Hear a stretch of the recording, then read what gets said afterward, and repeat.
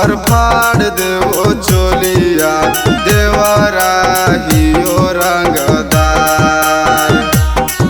अजी हो तो नहीं बर्दाश्त भौजी डाला वो छोरा नवा नवा जाके हियो या हीरा। अजी हो तो नहीं बर्दाश्त जावा डाला वो छोरा नवा जाया के हियो या हीरा।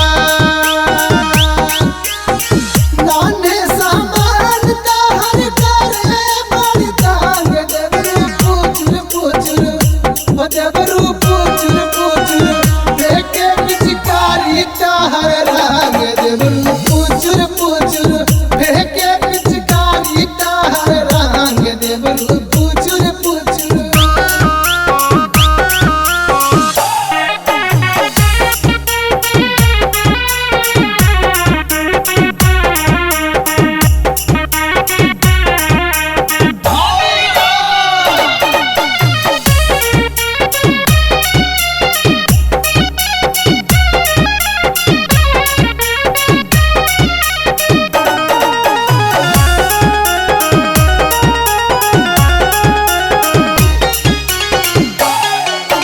छूट जैतो तोहारो याद आए भाऊजी जब डालतो खाटिया हीरा।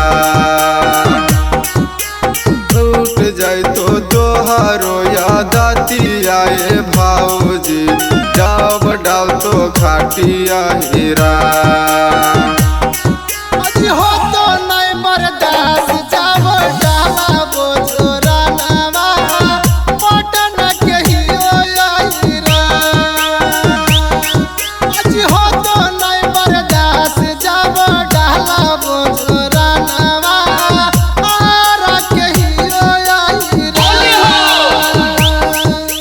संगे संगे बलमा जाला हो वही गनवा के खेत में संगे संगे बलमा जाला हो वही गनवा के खेत में सरकोना बलमा ले जाला हो वही गनवा के खेत में सरकोना बलमा ले जाला हो वही गनवा के खेत में संगे संगे बलमा जाला हो वही गनवा के खेत में संगे संगे बलमा जाला हो वही गनवा के खेत में।